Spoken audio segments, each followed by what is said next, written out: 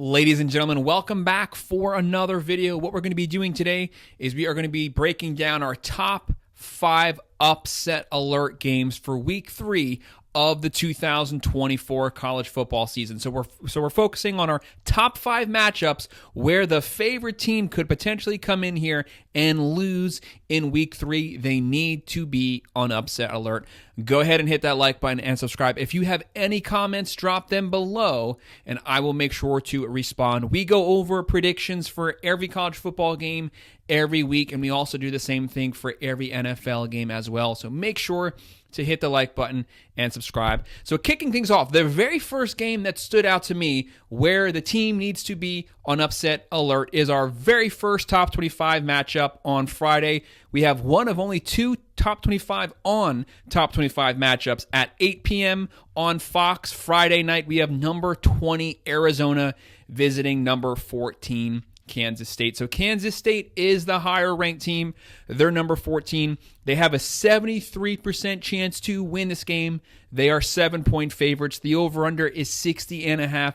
Vegas has this being a very high scoring game, but Kansas State needs to be on upset alert. The reason that is because to me, both of these teams are coming into this game kind of limping right now. So Arizona, they're 2-0. Their very first game, they won 69-39 versus New Mexico. Yes, they scored a lot of points, but their defense was giving up points nonstop. Last week, they won the game, but their offense could not get first downs. They come in here, they're averaging 41.5 points a game. They're giving up 24.5 points a game. They can move the ball, but they have one of the better quarterback to wide receiver combos. They have Noah Fafita at quarterback. Great quarterback. He can sling it. Had a great season last year. And they have McMillan as the wide receiver. A lot of people have him going first round. So they can move. They can score points. But how many points are they going to give up? Kansas State, they're the favorites. They're the ones that need to be on upset alert. They were on upset alert last weekend. They almost lost last weekend. The only thing that saved them was Tulane fumbled the ball in the fourth quarter. They picked it up. They ran it for a touchdown. That's what gave them the lead. That's what saved them from losing. Had they lost, they would have gotten thrown out of the top 25. So they won by the skin of their teeth last week versus an unranked Tulane team. So they need to make sure they take this game serious. Kansas State is a very well-coached team. You have Avery at quarterback. He's the highest recruited quarterback in Kansas State history. They're a very, very balanced team. They run a multiple balanced offense. They're averaging 37.5 points a game, giving up 16.5 points a game. They can move the ball. It's just when you're playing Arizona, are you going to give up points? Arizona's going to move the ball. They're going to get first downs. They're going to score. Is Kansas State prepared to get in another shootout back-to-back weeks? They are definitely more than capable of doing it, but you need to be on upset alert because your team has not been playing the best by week 3. I have Kansas State still pulling off the win here, winning this one 33-24, but there might be times in the first 3 quarters when you think it's too close for comfort, but I think Kansas State will pull it out, but they need to be on upset alert. The next matchup we're looking at, we're now moving on this Saturday at 3:30 p.m. on Fox. We have number 9, 2-0 Oregon Ducks versus 2-0 Oregon State. The Civil War, the old Pac-12 rivalry game, fighting for the rights to the state of Oregon. The Ducks are 68.4% chance to win this game. That's actually low. Had they actually had a better start to the season, they'd probably have a 90% chance to win, but they've started out pretty bad. They are 16.5-point favorites. The over-under is 49.5. The Ducks should easily win this game. They should be the favorite team, but this is a rivalry, and Oregon has not started out the year well their first 2 weeks. They come into this game limping. They won week 1 versus Idaho. That went down to the last minutes of the fourth quarter. Way too close for comfort. Should have been a 50-point spread on that game. And then they won last week versus Boise, but they won it on a last possession field goal to win the game 37-34. That's not good enough. For other teams, that might be fine, but this is a team that a lot of the country had winning the national championship this year. This is a top 5 roster. They have a top 10 offense. They have a top 10 defense. They are loaded at every position. Their strength was supposed to be the trenches, both offensive and defensive line. Defense hasn't played well, but the offensive line has gotten zero push the first 2 weeks of the season. That's something they really need to concentrate on. They have to be able to buy Dillon Gabriel time. They have virtually no passing game. Dillon Gabriel was someone who a lot of people had, Vegas had as the favorite to win the Heisman this season. He's definitely not winning it as of right now. He has a high completion percentage, but they're not throwing the ball past 5 or 10 yards. 1, because no one's getting open. 2, the offensive line doesn't have the time for him to be able to throw after 5 or 10 yards. So he's having to get rid of the ball really quick, dink and dunk offense, but they're better than that. Concentrate on the offense. You have Walker, you have Stewart, you have talented position players there, but the team needs to step up. They need to get better. They're limping into this game. Until Oregon gives us a complete performance, they have to be on upset alert because they almost lost their first 2 games, and now they're coming into Oregon State, rivalry game. Oregon State would love nothing more than to beat their in-state rival, beat Oregon, throw their season off track, and they're really mad what they did to the Pac-12. They want to get some revenge there.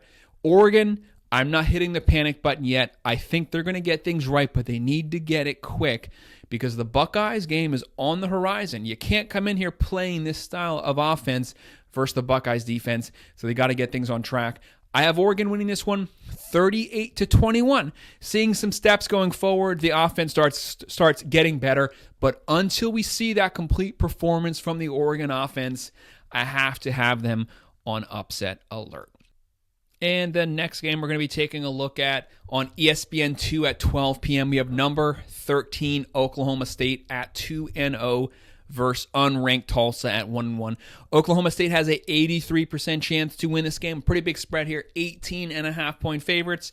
The over-under is 62.5. You're probably wondering, why is Oklahoma State on upset alert? The reason that is because they did not play well in week 2. Arkansas Razorbacks came to Oklahoma State and pretty much beat Oklahoma State, but Oklahoma State got some lucky turnovers, fourth quarter, won the game, but they were outgained by a lot. Their number one weapon, Ollie Gordon, they completely shut down the run game. I think he only had 50 yards. This is the Doak Award winner from last season. 1,700 yards, 21 total touchdowns, and an Arkansas team that does not have a good defense at all shut it down. They were moving the ball at will on Oklahoma State's defense. Oklahoma State doesn't have a good defense. It's been a while since they've had a really competitive defense. So teams are going to potentially be able to move the ball on them. Every game could potentially turn into a shootout. There's a lot more talented teams out there than the Arkansas Razorbacks. So they need to tighten up the defense. The offensive line. They had a top 10 offensive line coming into this season experience-wise. You have to get push on teams like the Arkansas Razorbacks. Dominate the line of scrimmage. Gundy wants to run downhill. You have Ollie Gordon. This guy can torch any team, but you got to give him some lanes. He can't do everything himself. Yes, he showed up when he had to in overtime, won the game for them, but the offensive line has to perform better. Defensive line has to get some stops. Tulsa's coming in here. They're averaging 41.5 points a game. 43 points a game. Oklahoma State is averaging 41.5 points a game. They're virtually a tie there, and on defense, Oklahoma State gives up 25.5 points a game. Tulsa, 28 points a game. These teams are virtually a lock. They're dead even there, but Oklahoma State has a massive talent advantage, but they got to get some stops or this game could turn into a shootout. It is at Tulsa.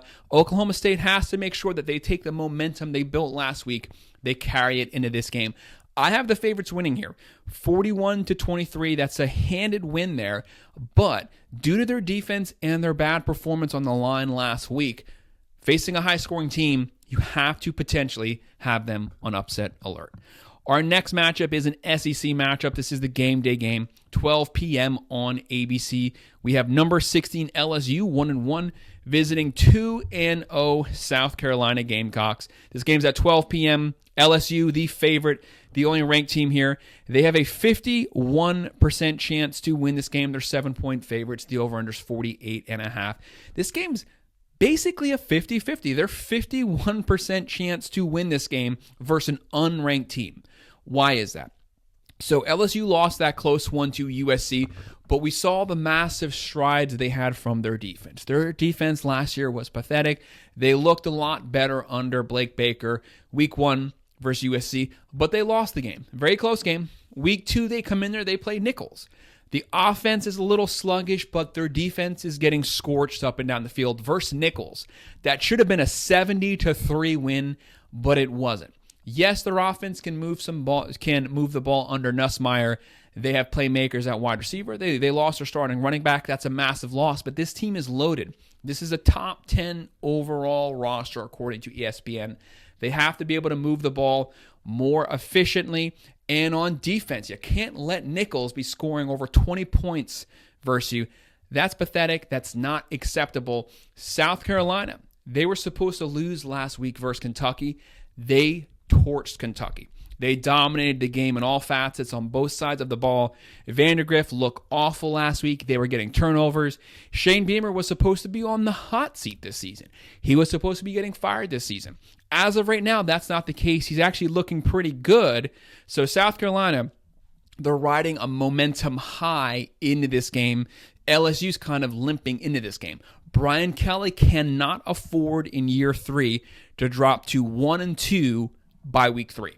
That would be unacceptable. The guy's a great coach. He has a great staff here.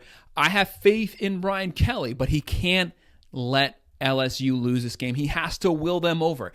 They have to fix the things that they need to work on. They need to stop the Gamecocks' momentum. End it here. They are the favorites. I'm going to go with LSU winning this one 30-20. So I have them winning and covering the spread. But the fact that even ESPN says they only have a 51% chance to win this game shows why it's on upset alert. A lot of people are lacking faith in LSU right now. And our last game that needs to be a potential upset alert game is on CBS at 3:30. We have number 18 Notre Dame. Obviously, it is this game. Notre Dame is 1-1. They are visiting 1-0 Purdue. Notre Dame has a 73.7% chance to win this game. They're 9.5-point favorites. That spread's been coming down every single day. The over-under is 47.5. Purdue's coming off the bye, so they had a full week to prepare and get healthy for this game. When you look at Notre Dame, their offense has been atrocious so far this season. Week 1, they played the Aggies at College Station. They barely won it, but that was a good win. At the time, that's what we thought. They were running downhill. You have Marcus Freeman as the head coach. You have Denbrock as the offensive coordinator, one of the best offensive minds. And you have Al Golden as the defensive coordinator. They have a top 10 defense easily. Very talented team. And then they come home. They're riding high, and they were so sluggish last week. Looked like they didn't want to be there. Everyone was kind of sauntering up and down the field. And then they got beat by NIU at home, their season opening game at home. NIU dominated them. So the score doesn't give full justice to the fact that their lines were pushed up and down the field. They had zero push. They were completely pushed around by a team that they're 20 times more talented than. And when it mattered most, they crumbled and folded. They lost the game. That should be alarming right there, because you're coming versus a Purdue team who has yet to give up any points this season. Yes, they're 10 times more talented than Purdue, but Purdue is feeling right now that they can actually match up with the Irish. That's dangerous because they actually think they have a chance because Notre Dame is completely limping into this game. Marcus Freeman, just like Brian Kelly, year 3, they had the easiest schedule Notre Dame's had in 2 decades this season. They were supposed to go 11-1, 12-0, make the playoffs easily. If they drop to 1-2, all hell's going to break loose, basically. They cannot let that happen. They don't even have a ranked team that they've played yet because the Aggies are not ranked right now. They can't go to 1-2, and they don't even have a ranked team that they've lost to. That would be pathetic because you still have, Florida State on there. You still have USC. Teams that are very talented. If you can't beat the NIUs, that definitely calls Purdue into question because NIU is a MAC team. This is at least a Big Ten team that you're having to play now. So they need to get things sorted out. They need to get it right. I think they will get it right, but a lot of it to me stems from Riley Leonard. I said all offseason the guy can't throw. He's a 55% completion percentage guy in the ACC. That was never good enough. I don't know why people praised him. It's week 3. The guy still hasn't thrown a touchdown. That should be pretty alarming to everyone. He's due to have a decent game because he hasn't played well so far. This might be the decent game, but they have to be able to throw the ball. Love can't carry the team at the running back position, and you can't rely on Riley Leonard running. That's basically all that he can do. A lot of people are now calling for the backup to come in. I'm not there yet, but Denbrock, Marcus Freeman, Golden, you need to dial up something. You have to get a lot better game plan here. I have Notre Dame winning it 27-17, but you definitely see why they're on upset alert this week because they've looked awful, and it's week 3, and they're playing a decent team, so they need to be prepared. They need to earn their respect back from the fan base. But as of right now, that's our top 5 matchups, 5 ranked teams that need to potentially be on upset alert in week 3. Go ahead and hit that like button and subscribe. If you have any comments, drop them below, and I will respond. Thank you.